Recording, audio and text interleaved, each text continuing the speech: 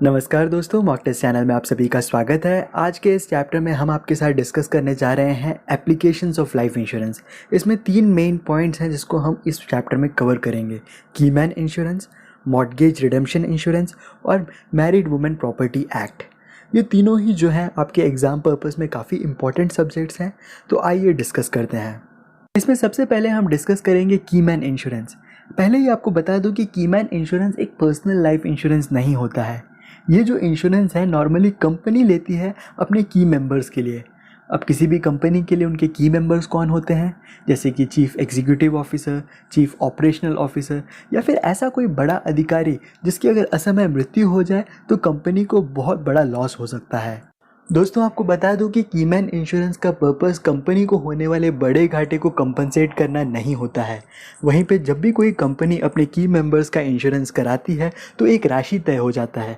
हो सकता है 10 करोड़ रुपए हो या 50 करोड़ रुपए हो, तो जो भी राशि तय होती है वो अमाउंट जो है दे दिया जाता है अगर किसी की मेंबर की डेथ होती है तो। आपको बता दें कि ये जो अमाउंट है की मेंबर की फैमिली को नहीं दिया जाता, बल्कि कंपनी को दिया जाता है की मेंबर को, कारण ताकि की मेंबर के असमय मृत्यु होने वाले लॉस को कुछ हद तक कवर किया जा सके। होता तो कीमैन इंश्योरेंस एक टर्म इंश्योरेंस प्लान ही है।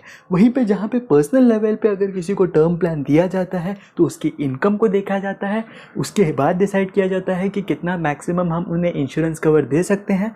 वहीं पे कंपनी लेवल में जब कीमैन इंश्योरेंस कराया जाता है तो कंपनी की प्रॉफिटेबिलिटी को देखते हुए ये अमाउंट डिसाइड किया जाता है। आइए अब हम डिस्कस करते हैं मॉर्टगेज रिडेम्पशन इंश्योरेंस को।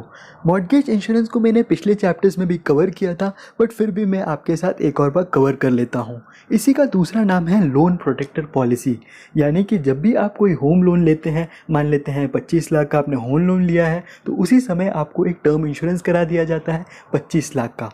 वहीं पे जहाँ पे नॉर्मल टर्म इंश्योरेंस का जो सम एश्योर्ड का वैल्यू रहता है वो हमेशा फिक्स रहता है पूरे कॉन्ट्रैक्ट पीरियड के दौरान। वहीं पे जब आपको मॉर्टगेज इंश्योरेंस के दौरान जो है टर्म प्लान दिया जाता है तो ये डिक्रीजिंग टर्म इंश्योरेंस प्लान होता है।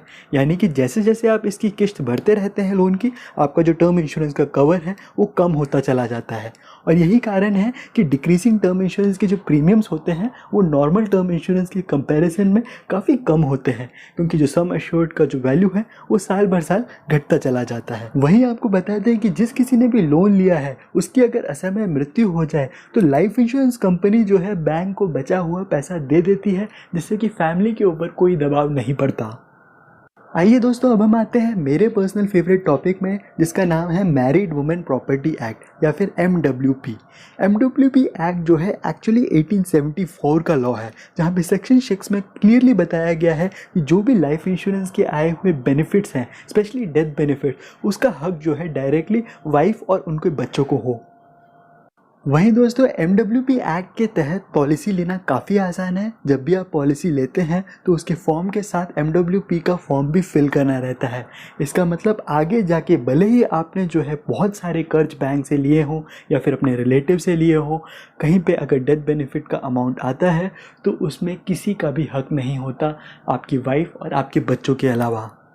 इसका मतलब इवन सुप्रीम कोर्ट का जजमेंट तक उन पैसों को आपके वाइफ और बच्चों से नहीं छीन सकता। दोस्तों, इससे पहले कि आप अपने हर क्लाइंट को MWP एक्ट के तहत पॉलिसी इशू करें, इसके नेगेटिव पॉइंट्स को भी जानना बहुत ज़रूरी है। आप जान लें कि MWP एक्ट के तहत दी हुई पॉलिसी को कोई भी सरेंडर नहीं करा सकता। यानी कि अगर पॉलिसी होल्डर का कुछ सालों बाद मन बदल जाए और वो चाहे कि अपने दिए हुए पैसों को सरेंडर करके वापस ले, तो ये संभव नहीं है। वहीं पे MWP एक्ट के तहत दी हुई पॉलिसीज़ में नॉमिनेशन सुविधा भी नहीं होती।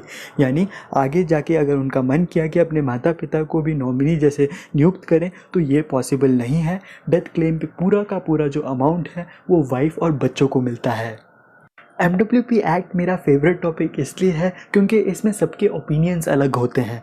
मैं जानना चाहता हूं कि आपके ओपिनियन में क्या MWP एक्ट अच्छा है या बुरा। कमेंट बॉक्स में मुझे ज़रूर बताइएगा। मिलता हूं आपसे अगले वीडियो में, तब तक के लिए जय हिंद, जय भारत।